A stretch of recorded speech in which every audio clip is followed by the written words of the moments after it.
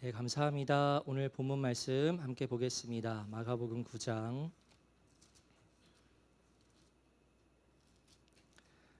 14절부터 29절까지 말씀입니다. 마가복음 9장 14절부터 29절 그냥 교독하겠습니다. 이에 그들이 제자들에게 와서 보니 큰 무리가 그들을 둘러싸고 서기관들이 그들과 더불어 변론하고 있더라.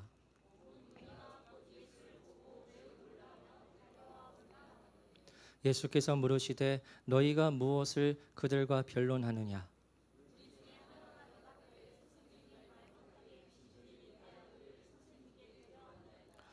귀신이 어디서든지 그를 잡으면 거꾸러져 거품을 흘리며 이를 갈며 그리고 파리에 지는지라.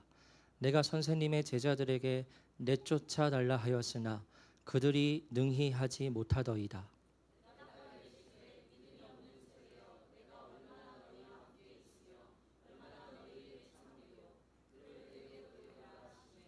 이에 데리고 오니 귀신이 예수를 보고 곧 그 아이로 심히 경련을 일으키게 하는지라. 그가 땅에 엎드러져 구르며 거품을 흘리더라.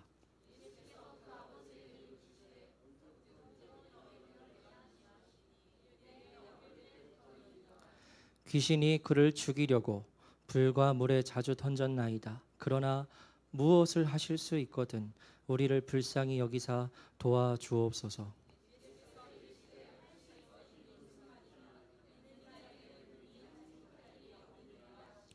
곧 그 아이의 아버지가 소리를 질러 이르되 내가 믿나이다.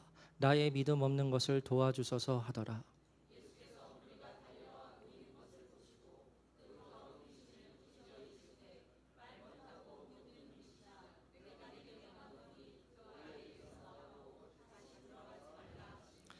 귀신이 소리 지르며 아이로 심히 경련을 일으키게 하고 나가니 그 아이가 죽은 것 같이 되어 많은 사람이 말하기를 죽었다 하나. 집에 들어가심에 제자들이 조용히 묻자오되 우리는 어찌하여 능히 그 귀신을 쫓아내지 못하였나이까.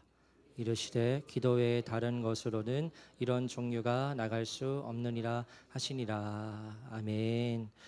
오늘 마가복음 강의 25번째입니다. 믿음이 부족해도 괜찮습니다 라는 제목으로 말씀을 나누겠습니다. 제가 처음으로 하나님께서 주신 은혜를 실제 놀랍게 경험하게 되었을 때 그때 정말 기뻤습니다.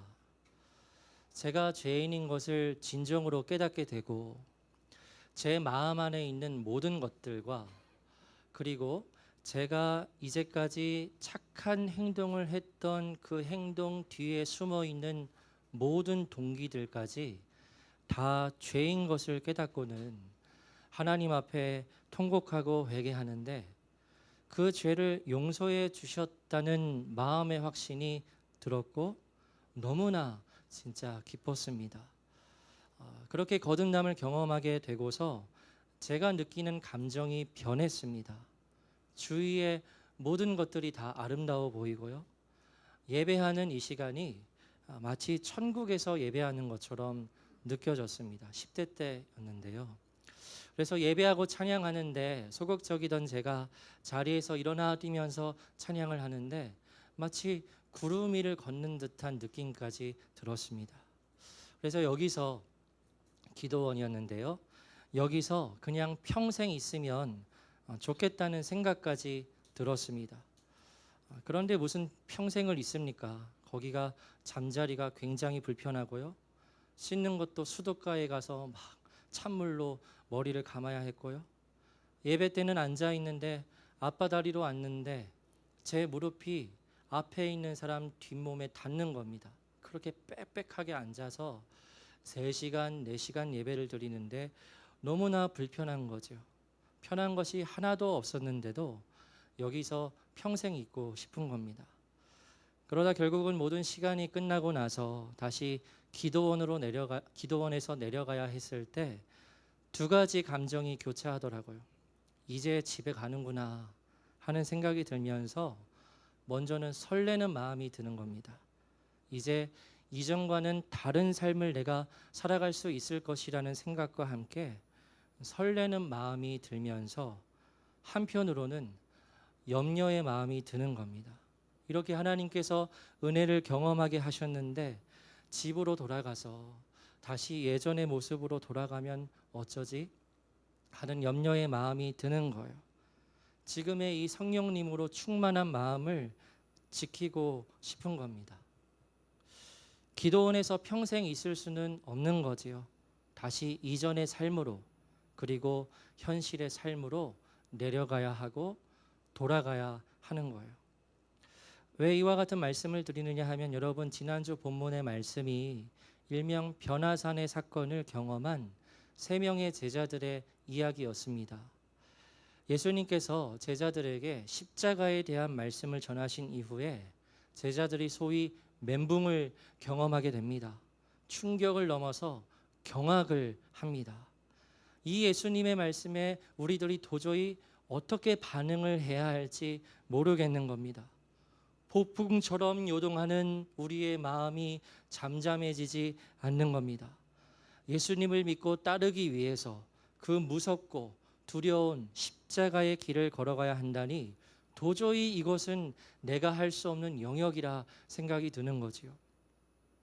그때 예수님께서 제자들에게 말씀을 하시는데 하나님의 나라가 권능으로 임하는 것을 볼 자들이 여기 있다 하시면서 넘겨주시면 말씀 나올 겁니다.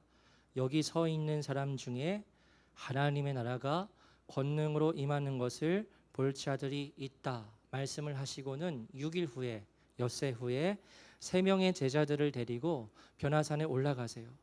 그리고 베드로, 야고보, 요한 이 세 사람이 그 산 위에서 엄청난 광경을 보게 됩니다. 신적인 모습으로 변화하신 예수님과 그리고 그 마지막 종말의 때에 나타난다고 하는 모세와 엘리야가 지금 자신들의 눈앞에 있는 겁니다. 처음 보는 광경에 이 제자들은 매우 두려우면서도 한편으로 하나님의 영광을 맛보게 되니까 거기에 계속 머무르고 싶었나 봅니다. 그래서 베드로가 주님 허락하시면 이곳에 초막을 짓겠다고 그렇게 말하지요. 그때 하늘에서부터 하나님의 음성이 이 제자들에게 들립니다. 여러분 처음 듣는 하나님의 음성입니다. 그 누구도 듣지 못했던 하나님의 음성인 거예요. 제자들이 이때 두려움을 느꼈겠지만 황홀감에 빠졌을 겁니다. 말로만 듣던 그 거룩하신 여호와 하나님의 음성을 자신들이 진짜 들은 거예요. 그리고 자신들의 눈앞에는 누가 계십니까? 그리스도의 모습으로 변하신 놀라운 예수님과 모세와 엘리야가 있는 거예요. 지금 세 명의 이 제자들은 하나님 나라의 영광에 참여하고 있는 거죠. 그래서 여기 계속 있고 싶다는 강한 마음의 소원이 일어났을 테지만 그러나 그럴 수는 없는 거죠. 이제는 다시 산 아래로 내려가야 하는 겁니다. 다시 현실 가운데로 돌아가야 하는 겁니다. 그래서 세 명의 제자들과 예수님은 산 아래의 그 혼란한 세상으로 혹은 그 복잡한 현실로 다시 내려가는 거죠. 그리고는 오늘 본문의 말씀이 시작되는데요. 예수님과 제자들이 산 아래에서 기다리고 있던 제자들 9명이겠죠. 이 제자들에게 와보니까 큰 무리가 둘러싸고 있는 가운데 서기관들과 이 제자들이 서로 변론을 하고 있는 겁니다. 변론을 했다는 것은 부정적인 의미로 서로 말싸움을 하고 논쟁을 했다는 것을 말해요. 뒤에 자세한 정황이 나오지만 산 아래에 있던 제자들이 귀신 들린 아이를 고치지 못하니까 서기관들이 그 틈을 이용해서 제자들을 공격하고 그에 대해서 제자들이 맞서 싸우고 있는 상황이었습니다. 그 가운데 예수님께서 오시자 제자들을 포함한 무리들이 크게 놀랍니다. 그리고는 예수님을 맞이하자 예수님께서 물으시는 거죠. 너희가 무엇을 그들과 변론을 하였느냐 하고 예수님께서 물으시니까 제자들이 대답을 못해요. 왜냐하면 지금 자신들이 귀신들을 못 쫓아냈잖아요. 그러니까 이런 상황을 예수님께 말씀드리기가 좀 그런 거예요. 그래서 그때 무리 중에 한 사람이 말하기 시작하는데 그 사람은 귀신 들린 아이의 아버지였습니다. 그래서 이러한 상황이 벌어지게 된 연유에 대해서 설명하기 시작하는데요. 우리 두 절의 말씀을 함께 읽겠습니다. 시작. 무리 중에 하나가 대답하되 선생님, 말 못하게 귀신 들린 내 아들을 선생님께 데려왔나이다. 귀신이 어디서든지 그를 잡으면 거꾸러져 거품을 흘리며 이를 갈며 그리고 파리에 지는지라. 내가 선생님의 제자들에게 내쫓아 달라 하였으나 그들이 능히 하지 못하더이다. 아멘. 이 아버지가 말하기를 말 못하게 하는 귀신이 들린 내 아들을 예수님께 데려왔다는 거예요. 이 구절을 보면 한글 성경에서로는 알 수 없지만 원어에 쓰인 표현을 보면 이 아이는 귀신에게 사로잡힌 상태가 굉장히 오랫동안 지속되었음을 알 수 있습니다. 오래전부터 귀신은 이 아이를 거꾸러지게 하고 거품을 흘리게 하며 이를 가는 괴상한 소리를 내게 하면서 아이의 몸을 뒤틀어지게 만드는 아주 악한 영향을 미치고 있었어요. 이와 같은 묘사는 흔한 현상은 아니지만 오늘날에도 귀신 들린 사람들에게서 볼 수 있는 모습이라 할 수 있습니다. 그래서 자신의 집에서 아들이 귀신에 의해 고통을 받는 모습을 찢어지는 마음으로 바라볼 수밖에 없었던 이 아버지가 한 소식을 듣게 되지요. 나사렛 예수라고 하는 자가 온갖 질병을 고치고 귀신들을 쫓아낸다는 겁니다. 그렇다면 내 아들도 귀신에게서 해방될 수 있는 길이 보이는 거죠. 그래서 귀신을 쫓아내기 위한 간절한 소망을 가지고 물어서 여기까지 왔는데, 예수님을 찾으러 왔는데 정작 예수님께서는 그 자리에 계시지는 않고 제자들만 있는 겁니다. 근데 또 소문을 들어보니 이 제자들이 이스라엘 전역을 다니면서 귀신을 쫓아내는 그러한 사역을 행했다고 하는 거예요. 그래서 예수님께서는 안 계시지만 꽝 대신 닭이라고 그 제자들에게 귀신을 쫓아달라고 하는데 이 제자들이 못 쫓아내는 거죠. 그래서 그와 같은 그간의 사정을 이 아버지가 예수님께 말하는 겁니다. 그렇게 전후 사정을 듣게 되신 예수님은 굉장히 마음이 불편하고 또 어려우셨던 것 같습니다. 그래서 19절 말씀에서 믿음이 없는 세대여, 내가 얼마나 너희와 함께 있으며 얼마나 너희에게 참으리요 라고 말씀을 하십니다. 이 말씀은 누구를 향한 말씀일까요? 산 아래에 있던 제자들을 향한 말씀이지요. 이제 예수님께서 십자가에 달려 돌아가시고 부활하신 이후에 곧 승천하여 하늘로 올라가실 텐데, 그렇게 되면 이 예수님의 역할을 남겨진 제자들이 감당해야 하는데 귀신을 내어 쫓지 못하는 제자들을 보시고 예수님께서 너무 한탄스러우신 겁니다. 이 장면을 볼 때 우리는 예수님이 너무 기준이 높으시네, 너무 기대가 높으시네, 그 아이의 안에 들어가 있는 귀신이 너무 세면 제자들이 귀신을 못 쫓아낼 수도 있지, 그것을 가지고 이렇게 면박을 주시나 하고 생각을 할 수 있는데요. 그런데 여러분, 예수님의 기대와 기준이 높으신 것이 아니죠. 왜냐하면 아까도 말씀을 드렸지만 이전의 제자들은 능력을 받았어요. 귀신을 내어 쫓는 권능을 받고, 그리고 마가복음 6장에서 예수님께서 2명씩 파송하셨을 때 그 제자들이 복음을 전하면서 귀신을 쫓아내는 사역을 행했었습니다. 예수님의 이름으로 귀신들을 그때 다 쫓아냈었어요. 그런데 그랬던 제자들이 오늘 본문 말씀에 나오는 귀신을 능히 내어 쫓지 못하는 겁니다. 그 이유가 오늘 본문 마지막에 기록되어 있는데요. 어쨌든 이 제자들이 귀신을 능히 내어 쫓지 못하니까 그것을 본 서기관들, 언제든지 예수님과 제자들을 공격하려는 마음을 가지고 있었던 서기관들에게는 이 상황이 좋은 먹잇감인 거예요. 그래서 제자들을 공격하는 거죠. 어떻게 공격을 했는지 말씀에 자세히 나오지는 않지만 추측컨대 너희가 이제까지 한 일이 다 속임수가 아니냐? 만약에 너희들이 말한 그 능력이 진짜라면 왜 귀신을 쫓아내지 못하느냐 하고 분명히 공격을 했을 거예요. 그러니까 예수님께서 산 아래로 내려오셨을 때 여러모로 어지럽고 혼란한 상황 가운데 있는 겁니다. 귀신 들린 아이가 소리를 지르고 있고, 이전에 귀신들을 쫓아낸 사역을 행했던 제자들은 귀신을 쫓아내지 못하고 그러고 있고, 그런 제자들을 보면서 비판하고 공격하는 서기관들이 어우러져서 지금 완전히 엉망인 상황 가운데 있는 거죠. 그때 모든 상황을 들으신 예수님께서 말씀을 하시는 겁니다. 믿음이 없는 세대요. 책망을 하시고는 그 귀신 들린 아이를 내게 데려오라고 말씀을 하세요. 그래서 이 귀신 들린 아이가 예수님께 가까이 오는데 뭐라고 말하고 있지요?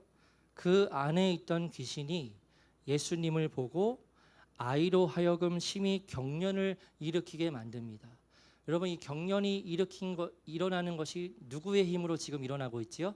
귀신의 힘이죠. 그러니까 이 아이가 땅에 엎드러지고 구르면서 거품을 흘리는 거예요. 여러분, 성경의 이야기니까 그냥 이야기겠지라는 게 아니라, 우리가 만약에 이와 같은 장면을 실제로 보게 된다면 어떤 감정이 들까요? 여러분, 귀신 들린 사람 보신 적 있으세요? 막 소리 지르면서 거품 물면서 하는 모습 보신 적이 있으세요? 그와 같은 모습을 보게 되면 어떤 감정이 들까요? 굉장히 두려울 겁니다. 마찬가지로 그곳에 있던 사람들이 이 광경을 보고 너무 두려운 거예요. 그리고 탄식을 하는 겁니다. 이 어린 아이가 귀신에게 사로잡혀서 그와 같이 괴로움을 겪는 모습을 보고 탄식을 했을 거예요. 그래서 그때 예수님이 이 아이의 아버지에게 물으시죠. 언제부터 이랬느냐? 그러자 아들이 어렸을 때부터 그랬다고, 귀신이 이렇게 말합니다. 이 아이를 죽이려고 물과 불에 자주 던졌다고 말합니다. 여러분, 이처럼 귀신은 성경의 말씀을 기준으로 할 때 사람의 몸 안에 들어가서 영향을 끼칠 수 있는 존재입니다. 그러면 사람 안에 들어가 있는 귀신이 최종적으로 행하는 일은 무엇일까요? 바로 사람을 죽이는 일이라 할 수 있습니다. 귀신에 사로잡혀 죽게 되면 그 사람의 영혼은 어떻게 되는 거죠? 멸망하게 되는 거죠. 하나님의 나라에 들어가지 못하고 영원한 심판에 빠지게 되는 거죠. 우리나라가 자살률이 세계 1위인 거 다 아시지요? 많이 들어보셨을 겁니다. 압도적으로 1위입니다. 저는 이 통계를 볼 때마다 좀 마음이 좀 많이 슬프고요. 한편으로는 이해하기가 매우 어렵기도 합니다. 지금 2위에 있는 리투아니아라는 나라는 우리가 잘 모르는 낯선 국가인데 이전 소련 연방에 속한 나라이고 발트해에 위치한 나라예요. 그런데 저 나라가 자살률이 높은 이유가 있다고 합니다. 그 중에 하나가 긴 겨울의 기간 동안 해가 굉장히 빨리 지기 때문에 하루의 시간 중에 밤의 시간이 굉장히 길다는 거예요. 그래서 자살률이 높다는 거죠. 근데 생각을 해보면 그와 같은 조건에 해당하는 다른 나라들도 많습니다. 북유럽 국가들도 빨리 해가 져서 밤의 시간이 길지요. 그런데 이 리투아니아는 거기에다가 민족성이 더해진다고 합니다. 이 리투아니아 사람들이 상당히 감성적이고 예민하다고 하더라고요. 또한 급격한 사회적 변화, 경제적인 변화의 구조의 변화로 인해서 노년층이 사회 부적응으로 스스로 목숨을 끊는 일이 굉장히 많다는 거예요. 그런 이유 때문에 자살률이 높다고 한다면 우리나라는 왜 이렇게 자살률이 높은 걸까요? 같은 나라, 같은 동아시아 국가인 일본도 있고 중국도 있는데 이 나라들에 비해서 한국이 압도적으로 1위를 하는 원인이 무엇일까요? 역시 여러 이유가 있을 겁니다.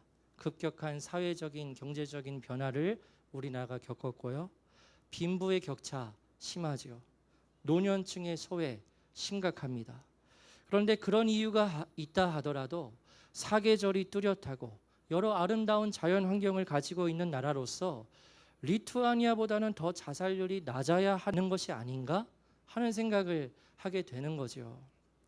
그래서 이 자살의 문제는 단순히 사회적인 원인에 의해 발생하게 된다고 쉽게 결론을 내는 것이 아니라 보이지 않는 원인이 있음을 알 수 있어야 합니다.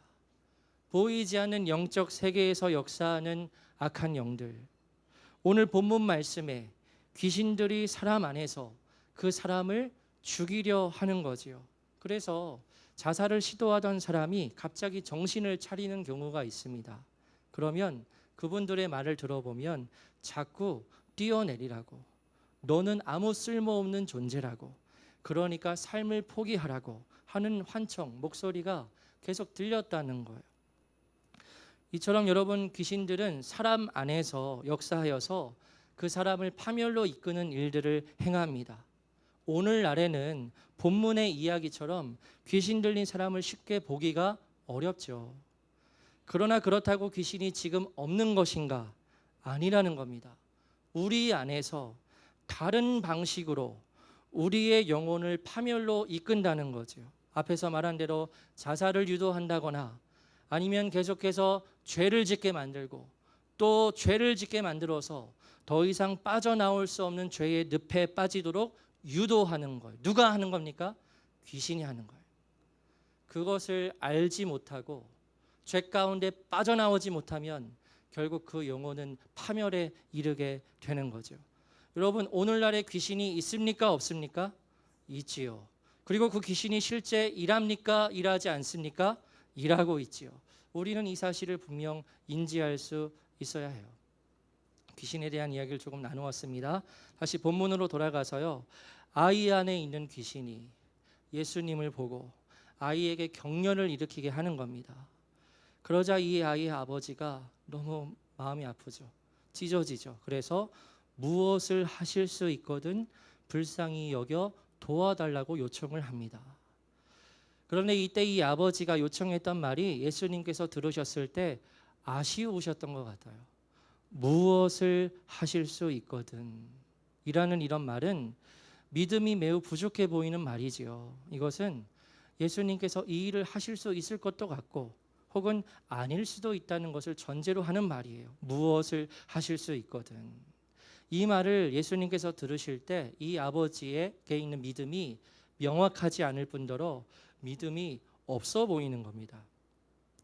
그러면 이 아버지는 왜 이처럼 예수님을 향해 믿음이 없는 것 같은 말을 하고 있는 것일까요? 아마 이 아버지는 예수님의 제자들이 귀신을 내어 쫓을 것이라고 기대했을 거예요. 그런데 못 쫓아내는 거예요. 유일한 소망을 품고 와서 제자들에게 부탁을 했는데 예수님은 자리에 없으시고 대신 제자들에게 부탁했는데 제자들이 귀신을 쫓아내지 못하는 모습을 보고 희망이 점점 사라져가는 거죠. 믿음이 점점 흐려져 가는 겁니다. 그래서 예수님께 무엇을 하실 수 있거든 좀 도와달라고 이렇게 이야기를 하고 있는 거죠. 그러자 예수님께서 말씀을 하시는데요. 우리 23절, 24절 두 절의 말씀을 읽겠습니다. 시작. 예수께서 이르시되 할 수 있거든이 무슨 말이냐? 믿는 자에게는 능히 하지 못할 일이 없느니라 하시니 곧 그 아이의 아버지가 소리를 질러 이르되 내가 믿나이다. 나의 믿음 없는 것을 도와주소서 하더라. 아멘. 예수님께서 말씀을 하세요. 좀 차갑게 말씀하시는 것 같아요. 할 수 있거든이 무슨 말이냐? 믿는 자에게는 능히 하지 못할 일이 없다는 겁니다. 그러자 이 아버지의 마음이 덜컥하는 거죠. 이분의 말을 들으니까 지금 내게 믿음이 거의 없는 겁니다. 명확한 믿음이 내게 없는 겁니다.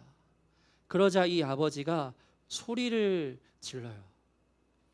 저는 이 장면을 볼 때 마음이 뭉클해지는 것을 느끼는데요. 아들을 진정 사랑하는 아버지의 마음이 너무나 깊이 느껴지는 것 같아요. 정말 간절한 마음이 이 아버지에게 있는 겁니다. 그래서 믿는 자에게 능히 하지 못할 일이 어디 있겠느냐는 예수님의 말씀을 듣고 어떻게 반응을 하지요? 자신의 온 힘을 다해서 소리를 질러요. 내가 믿나이다.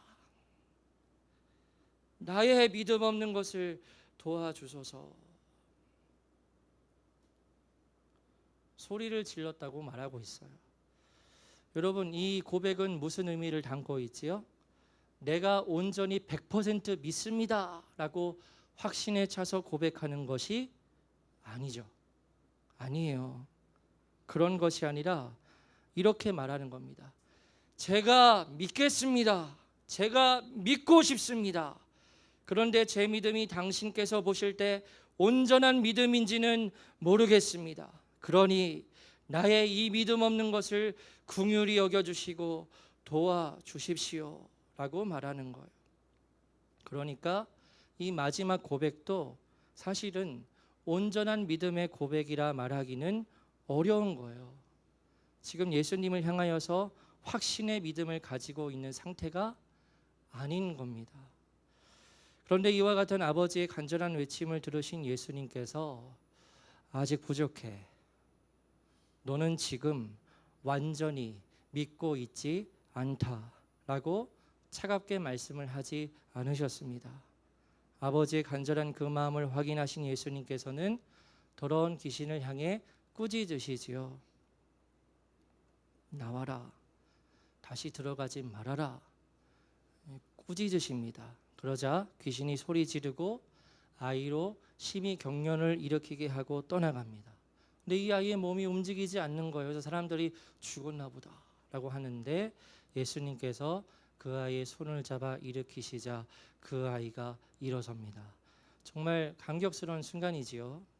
이 아버지는 이제 죽어도 여한이 없을 정도로 감격하고 또 감사해 했을 겁니다. 여러분, 오늘 설교의 제목이 믿음이 부족해도 괜찮습니다 인데요, 오늘 이 설교의 제목이 여러분에게 오해가 되지 않기를 바랍니다.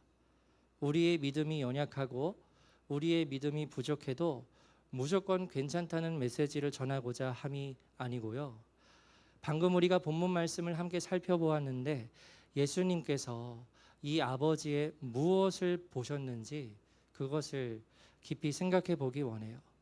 여러분, 우리가 하나님 그리고 예수님을 두 시선으로 볼 수 있습니다. 첫 번째 시선은 두려우신 하나님, 엄격하신 예수님이에요. 이와 같은 예수님의 모습이 오늘 본문 말씀에도 나오죠. 귀신들을 쫓아내지 못하는 제자들을 보시고 너무 한탄스러우신 겁니다. 그래서 대놓고 야단을 치시죠. 믿음이 없는 세대여, 내가 언제까지 너희와 함께 있을 수 있고 언제까지 너희를 참아줘야 하느냐 하고 그렇게 아주 매섭게 책망하시고 야단치시는 거예요. 아주 무섭고 엄격한 모습이시죠. 그리고 이 아버지가 무엇을 하실 수 있거든 이라고 믿음이 없는 말을 하자마자 곧바로 지적을 하세요. 할 수 있거든이 무슨 말이냐? 믿는 자에게는 능히 하지 못할 일이 없느니라. 여러분, 이러한 예수님의 모습을 보게 될 때 우리는 굉장히 엄격한 기준을 가지고 계신 예수님을 보게 되지요. 이러한 예수님의 모습을 보게 될 때 우리가 신앙생활을 하면서 잘해야겠다는 생각이 드는 겁니다. 예수님께 책망을 받지 않게, 예수님께 야단을 맞지 않게 열심히 신앙생활을 하고 또 나의 믿음을 키워나가야겠다 하는 생각을 하게 되는 거죠. 제가 초등학교를 다닐 때 담임 선생님들을 만나게 되면 선생님들께서 가지고 계신 성향들이 각각 달랐습니다. 어렸을 때의 기억이 제게 아직도 많이 남아 있는데요, 제가 4학년 때 담임 선생님을 만나게 되었을 때 그분께서는 굉장히 엄격한 성향을 가지신 분이셨습니다. 굉장히 권위적이셨어요. 여자 선생님이셨는데 굉장히 엄격하시고 권위적이셨습니다. 그래서 학부모님도 그 선생님 앞에서 그렇게 막 어려워하고는 했어요. 그래서 규율을 아주 중요하게 생각을 하셔서 그때 그런 선생님의 지도를 받으면서 저는 이제 선생님의 성향에 맞추는 거지요. 말수를 줄이고 규율을 최대한 잘 지키고 시킨 일이 있으시면 성실하게 하고, 죄송합니다, 또 공부도 곧잘 해서 담임 선생님의 사랑을 많이 받았습니다. 여기서 웃지 않으시면 심각하게 되는데 농담이에요. 네, 웃어주셔야 돼요. 때는. 그리고 한 학년이 올라가서 5학년이 되었는데요, 그때 만난 선생님은 굉장히 따뜻하고 뭐랄까 곁에 있을 때 마음이 편해지는 분이었어요. 선생님으로서 권위가 분명히 있으셨지만 따뜻하셨습니다. 그런데 그때 제가 완전히 모습이 변해서 5학년 때는 굉장히 장난꾸러기가 되었습니다. 그래서 수업 시간에 막 손들고 엉뚱한 질문을 하고요. 그리고 발표 시간에 막 일어나서 수업 내용과 상관없는 개그를 치기도 하고요. 선을 넘지는 않는데 막 장난스럽게 막 나대고 막 그랬어요. 너무 극적인 변화이죠. 그런데 또 죄송합니다. 공부는 잘해요. 그래서 그때도 담임 선생님의 많은 사랑을 받았습니다. 그리고 6학년이 되었는데 4학년 때 그 담임 선생님을 다시 만나게 된 거예요. 그러니까 제 모습이 또 변하게 되는 거죠. 예전처럼 말수를 줄이고 성실하고 조용하게 학교를 다니니까 5학년 때 같은 반이었던 친구들이 저를 보고 갸우뚱하는 겁니다. 한 번은 선생님께서 수업 시간에 병호 5학년 때 담임 선생님을 만났는데 엄청 개구졌다고 하던데 상상이 안 간다고, 너 맞니? 그렇게 한 거 맞니? 라고 물어보실 때 대답도 안 하고 수줍게 웃기만 했던 기억이 아직도 있습니다. 그런데 그렇게 유형이 다른 선생님들을 경험을 했을 때 제가 정말 좋았다고 느낀 때는 5학년 때더라고요. 따뜻하고 마음을 편하게 해주는 선생님이 제게는 더 좋았습니다. 제가 더 자유로움을 느꼈어요. 왜 이런 말씀을 드리느냐 하면요, 여러분 오늘 본문에 나오는 예수님의 모습이 어떻게 보면 굉장히 엄격해 보이십니다. 예수님 앞에서 잘못하고 예수님 앞에서 부족한 모습을 보이기라도 하면 마치 불호령이 떨어질 것만 같은 느낌이 드는 겁니다. 믿음이 부족하거나 믿음이 없으면 큰일이 나거나 원하는 것들을 이루어주지 않으실 것 같은 겁니다. 그런데 여러분 오늘 본문 말씀에 반전이 있죠. 반전이 있어요. 따뜻한 주님의 모습을 보게 되는 거예요. 아까 예수님께서 믿는 자에게는 능히 하지 못할 일이 없느니라 하고 분명히 말씀하셨을 때 아버지가 마지막으로 대답을 한 내용을 보면 내가 믿나이다, 나의 믿음 없는 것을 도와주소서라고 부르짖었을 때 그 말 자체에 예수님을 향한 명확한 믿음이 없었지요. 그런데 그 아버지의 대답을 들으신 예수님께서 아이에게 있는 귀신을 내쫓아 주십니다. 여러분, 지금 예수님께서 이 아버지의 무엇을 보신 거죠? 예수님을 향한 확신의 믿음과 완전한 믿음을 보신 걸까요? 아니죠. 그거는 아직 없어요, 이분에게. 그러면 예수님께서 이 아버지에게 있는 무엇을 보신 겁니까? 온전히 믿기를 원하는 갈망의 마음을 보신 거예요. 그리고 그 갈망의 마음을 확인하신 예수님께서는 그 아버지의 소원대로 아이에게 있는 귀신을 쫓아내십니다. 여러분, 제가 항상 여러분들께 말씀드리는 것은 아까 우리 청년이 기도도 했지만 우리는 모두 다 거듭나야 한다는 말씀을 드리죠. 그러면 여러분, 우리가 어떻게 거듭날 수 있을까요? 예수님께서 아버지에게 처음에 요구하셨던 것처럼 우리가 완전한 믿음을 가지고 예수님께 나아가야 하는 걸까요? 예수님께서 보실 때 그래도 인정하실 만한 믿음의 분량이 있어야 예수님께 나아갈 수 있고 그때 우리가 거듭남을 경험하게 되는 걸까요? 아니지요. 그게 아니라는 거예요. 여러분, 예수님께서는 우리를 구원하실 때 우리에게 있는 믿음의 점수가 몇 점인지 보시고 혹은 우리가 가지고 있는 믿음의 농도가 얼마나 짙은지 보시고 우리를 구원해 주시는 분이 아니십니다. 왜냐하면 우리 모두 다 우리가 가진 자격이나 우리가 가지고 있는 조건으로 구원을 받는 것이 아니기 때문이에요. 그러면 우리가 어떻게 구원을 받을 수 있습니까? 갈망이에요. 내게 믿음은 없지만 내가 믿기를 원합니다. 내가 아직 말씀을 온전히 깨닫지는 못하지만 깨닫기를 원합니다. 내가 아직 거듭나지 못했지만 진정으로 거듭나게 되기를 원합니다. 라는 간절한 그 갈망의 마음이 있을 때 예수님께서는 그 갈망의 마음을 보시고는 우리를 구원해 주시는 거죠. 그리고 그 갈망의 마음을 가진 증거가 오늘 본문 말씀에 어떻게 나오고 있습니까? 증거가 무엇이라고 말할 수 있습니까? 부르짖음이에요. 갈망이 있으면 부르짖어서 기도할 수밖에 없는 겁니다. 여러분, 옆에서 내 아내가 죽어가는데, 내 사랑하는 자녀가 지금 죽어가는데 좀 도와주세요, 좀만요 라고 말할 수 있습니까? 부르짖을 수밖에 없지요. 제발 도와주세요, 제발 살려주세요, 부르짖을 수밖에 없지요. 이와 같은 간절한 갈망의 마음이 있을 때, 이런 갈망의 마음이 예수님께 닿게 될 때 우리에게 놀라운 하나님의 역사가 일어나게 되는 겁니다.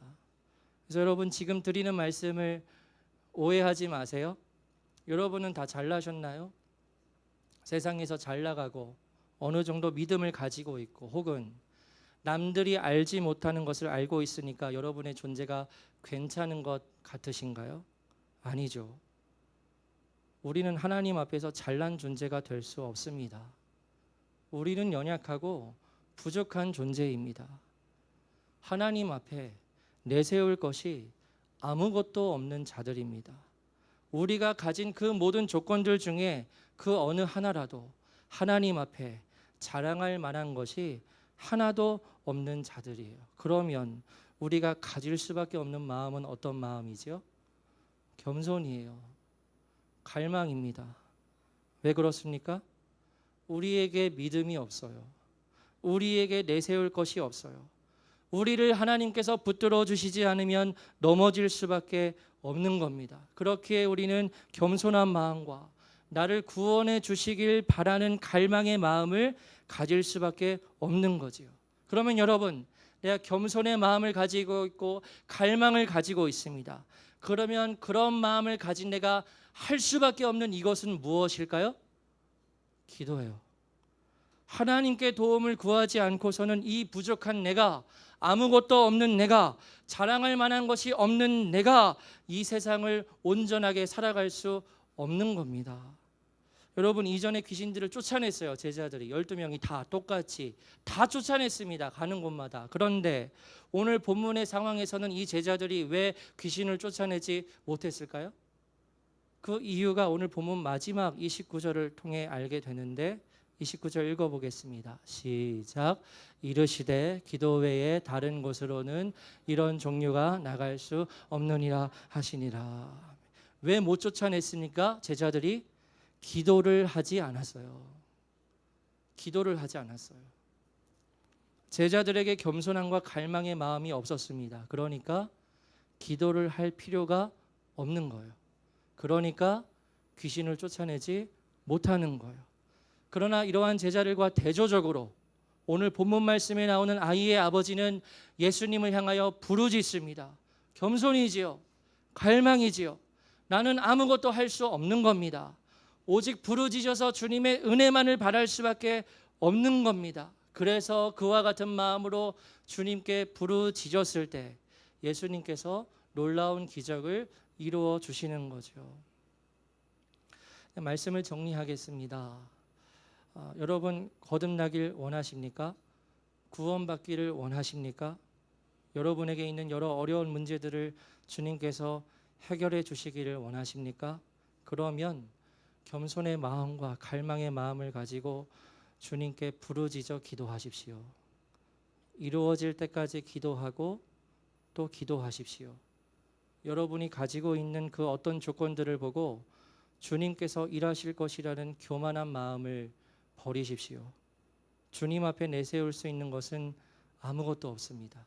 오직 겸손한 마음과 갈망의 마음을 보시는 그 주님 앞에 내가 믿음은 없지만 믿기를 원하고 구원받기를 원하고 거듭나기를 원한다는 기도를 진실하게 할 수 있는 우리 모두가 되기를 주님의 이름으로 축원합니다. 여러분, 갈망의 마음이 있으면 기도합니다. 안다고 착각하지 말아야 합니다. 절대 높은 마음 가지지 말아야 합니다. 우리가 내세울 것은 아무것도 없어요. 오직 늘 평생 겸손의 마음과 갈망의 마음을 가지고 주님의 은혜를 바랄 뿐입니다. 날마다 말씀과 기도. 여러분, 날마다 말씀과 기도. 죄송합니다. 계속 잔소리하는 것. 날마다 말씀과 기도 하셔야 합니다. 놓치지 말아야 합니다. 내 믿음 누가 대신해 주는 것 아닙니다. 그래서 먼저 겸손의 마음을 달라고, 갈망의 마음을 달라고 기도하시고, 내 삶이 힘든 상황 가운데 있어도 그 갈망의 마음을 가지고 있을 때 하나님 앞에 기도할 수 있으니 여러분 꼭 날마다 말씀과 기도를 행하는 우리 사랑하는 모든 성도님들 되시기를 주님의 이름으로 축복합니다. 함께 찬양하고 기도하겠습니다.